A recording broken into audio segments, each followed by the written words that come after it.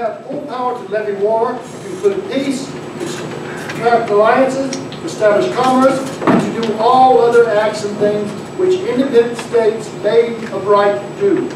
And for the support of this declaration, we mutually pledge to each other our lives, our fortune, and our sacred honor.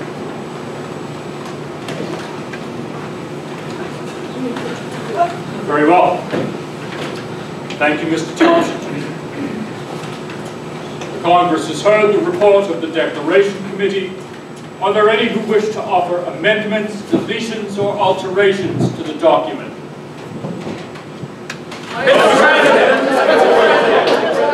Please, gentlemen.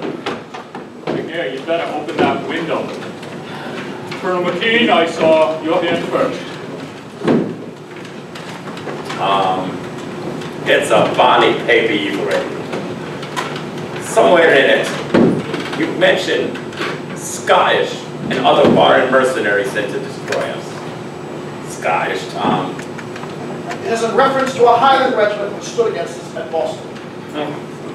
More than likely it was Germans wearing kilts in disguise as being there. I ask that you remove the word to avoid giving offense to a good people. Mr. Jefferson? Mr. President. Mr. President. The Reverend Witherspoon. Mr. Jefferson, nowhere do you mention the Supreme Being. Certainly this is an oversight, for how can we hope for victory without his help? Therefore, I would humbly suggest the following addition to your final sentence. With a firm reliance on the protection of divine providence. Mr. President. Mr. Reed. Mr. Jefferson, among your charges against the king, you accuse him of depriving us of the benefit of trial by jury. This is untrue, sir. In Delaware, we have always had trial by jury. In Massachusetts, we have not. Oh. Well, then I suggest the phrase, in many cases, be added. Mr. Jefferson? In many cases. Ah, brilliant. I'm sure every time you hear the three words in print, your puny little chest will swell up and cry over your great historical contribution. It is more memorable than that unprincipled whitewash of that race of barbarians. Barbarians? Mr. Reed, Colonel McKee. That's enough. Mr. Hawkins? No objections, Johnny. I've just been trying to get a drink. Yeah, get him a rum. Mr. Bartlett? Mr. Jefferson, I ask you to remember that we still have friends in England. I see no point in antagonizing them with phrases such as unfeeling brethren and enemies at war. Our quarrel is with the British king, not with the British. Be sensible, Bartlett. Remove those phrases and the entire paragraph loses its meaning. It just so happens it is one of the most stirring and poetic in the entire document. We're a Congress, Mr. Adams, not a literary society. I ask that the entire paragraph be stricken. Mr. Jefferson? Damn it, man. When are you going to speak up for your own work? I had hoped that the work would speak for itself. Mr. Hancock? What is it, Mr. McNair? I can't say I'm very fond of the United States of America as the name for a new country. I don't care what you're fond of, Mr. McNair. You're not a member of this Congress. Mr. Sherman. Brother Jefferson, I noticed two distinct and direct references to the British Parliament in your declaration. Do you think it wise to alienate that august body, given that it is our contention they never had any real authority over us anyways? This is a revolution, damn it! We gotta offend somebody! John, you're going to have an attack of apoplexy if you're not not careful. You heard what they're doing to it, Frank, and then you are. Yes, John, I've And heard. so that's what our friends do, that's what our enemies will do. The word parliament will be removed wherever it occurs. It won't be satisfied until the removal of the S from Jefferson's name. Courage, John. It won't last much longer. Mr. Dickinson. Mr. Jefferson, I have very little interest in your paper, as there's no doubt in my mind we've all but heard the last of it, but I am curious about one thing. Why in it do you refer to King George as a tyrant? Because he is a tyrant. May I remind you, Mr. Jefferson, that tyrant is still your king. When a king becomes a tyrant, he thereby breaks the contract binding his subjects to him. How so? By taking away their rights. Rights that came from him in the first place? All except one. The right to be free comes from nature.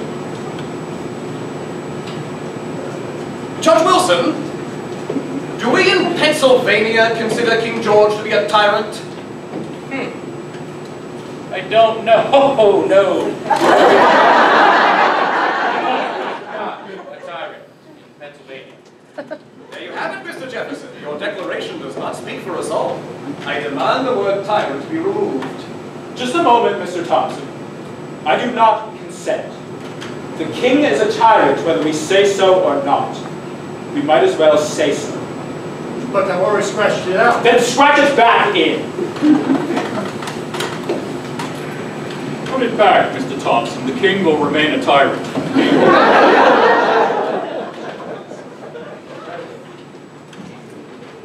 Mr. Hughes. Mr. Jefferson, nowhere do you mention deep-sea fishing rights. Good God! Fishing rights! How long is this piddling to go on? We have sat here for 3 full days.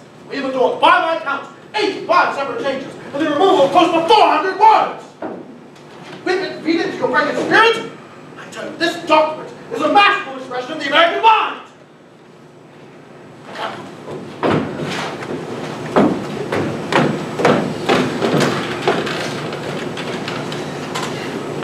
There are no more changes, then I can assume that the report of the Declaration Committee has been accepted, and we should proceed. Just a moment, Mr. President. Look out. I wonder if we can prevail upon Mr. Thompson to read again a small portion of Mr. Jefferson's declaration. The one beginning, his rage, cruel war. Mr. Thompson. He has affected, he has combined, he has abdicated, he has constrained, he's excited, he's incited, he has waged cruel, here it is. He has waged cruel war against human nature itself in the persons of enlisted people who never offered him offense, captivating and carrying him to slavery in another hemisphere, determined to keep open a market where men are bought and sold. That will suffice, Mr. Thompson. I thank you. Mr. Jefferson, I can't quite think out what it is you're talking about. Slavery, Mr. Rudd. Ah, you're referring to us as slaves to the king. No, sir. I'm referring to our slaves. Black slaves. Ah, black slaves. Then why didn't you say so, sir? Were you trying to hide your meaning? No, sir. Just another literary license, then. If you like. I don't like it all, Mr. Jefferson. To us in South Carolina, black slavery is our peculiar institution and our cherished way of life. Nevertheless, we must abolish it. Nothing is more certainly written in the Book of Fate than that his people shall be free. I'm not concerned with the Book of Fate right now, sir. I'm more concerned with what's written in that little paper of yours. That little paper there deals with freedom for Americans. Oh, really? Mr. Adams is now calling our black slaves Americans, are they now? They are. They're people, they If there's any other requirement, I haven't heard it. Yes. But they are not people, sir. They are property. No, sir. They are people who are being treated as property. I tell you, the rights of human nature are deeply wounded by this infamous practice. Then see to your own wounds, Mr. Jefferson, for you are a practitioner, are you not? I have already resolved to release my slaves. Well, I'm sorry. We have also resolved the ruination of your own personal economy. Economy. Always economy. There's more to this than a filthy purse string, Rutledge. It's an offense against man and God. It's a stinking business, Mr. Rutledge. A stinking business. Is it really, Mr. Hopkins? Then what is that I smell floating down from the north? Could it be the aroma of hypocrisy? Well, who else holds the other end of the filthy purse string, Mr. Adams? It seems our northern brethren are feeling a bit tender towards our slaves. They don't keep slaves. Oh no. But they are willing to be considerable carriers of slaves to others. They are willing for the shilling. Oh, haven't you heard, Mr. Adams? Clink, clink. Molasses to rum, to slaves. Oh, what a beautiful waltz. You dance with us, we dance with you, in molasses and rum and the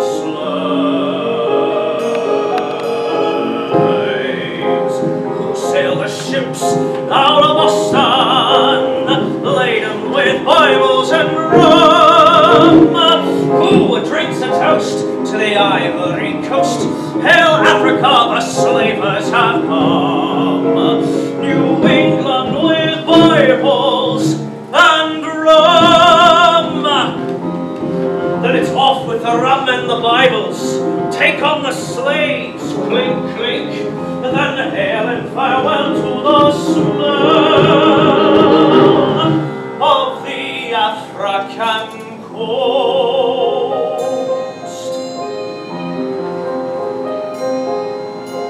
Molasses to rum, to slaves. 'Tis on tomorrows, 'tis money that saves. Shall we dance to the sound of the profitable pound in molasses and rum and slaves?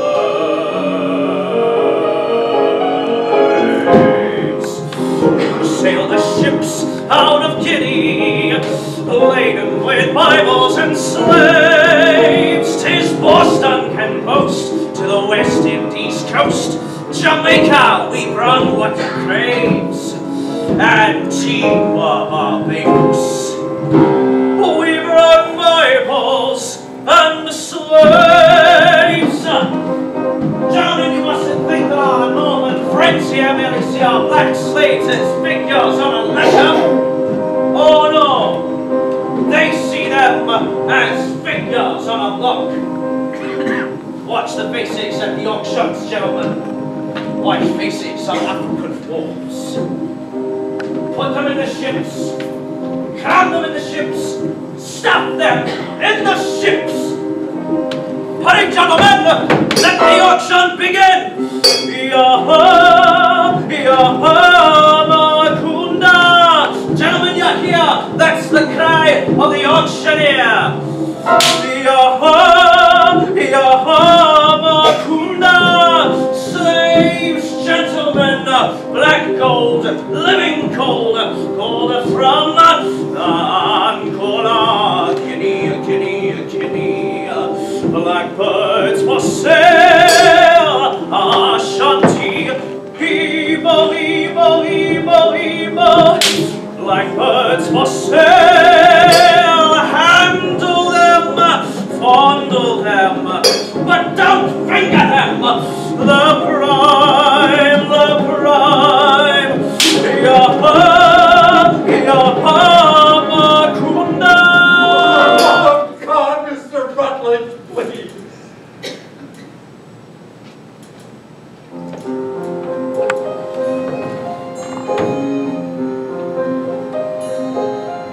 Molasses to rum, to slaves. Who sailed the ships back to Boston, laden with gold? See it gleam. patriots are made in the triangle trade. Hail slavery, the New England dream. Mr. Adams, I give you a toast. Hail Boston, hail Charleston, who staked the most.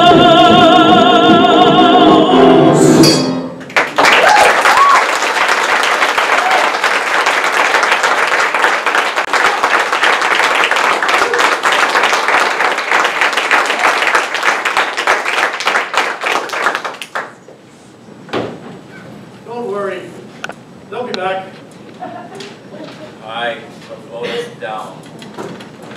It's done! Adams! Franklin! I have it! And the entire Maryland Assembly's approved it. I've told them about one of the greatest military engagements in history against a flock of... What's wrong? I thought that... You'll have to excuse them, Mr. Chase. They've just suffered a slight setback. And after all, what has a man profited if he shall gain Maryland and lose the entire South? Ah, Matthew, chapter 16, verse 26. Come, James.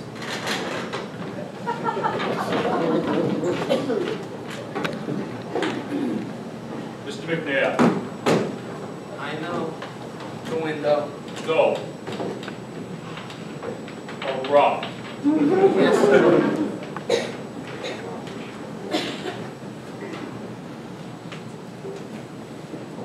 Well, what are you all just sitting around for? Time's running out. Kean, I want you to go down into Delaware and fetch back Caesar Road. John. It's 80 miles on horseback, and he's a dying man. No, he's a patriot. What good will it do? The South's done us in. And supposing they change their minds, who'll get us back to Delaware without Caesar Rodney?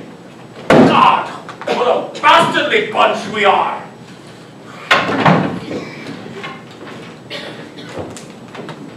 Stephen. Stephen. Going to the tavern, Johnny. Anything I can do for you there, let me know. Chase. What? What's the use, John? The boat's tomorrow morning. It's less than a full day left.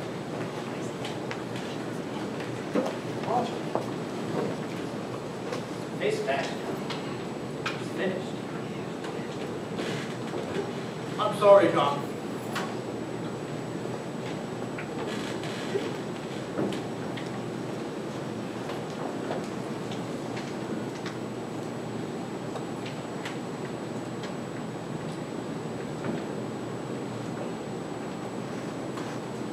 We've no other choice, John. Slavery clause has to go. Franklin, what are you saying? Luxury we cannot afford.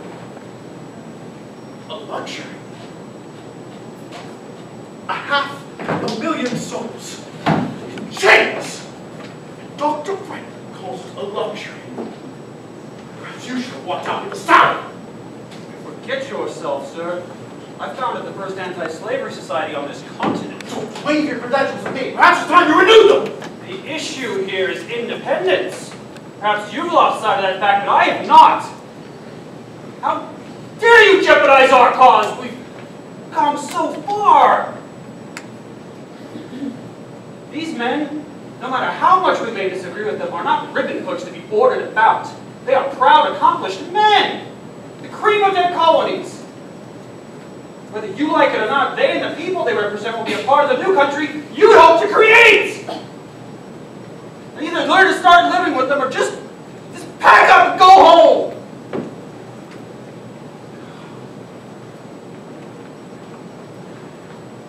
In any case, stop acting like a Boston fish line.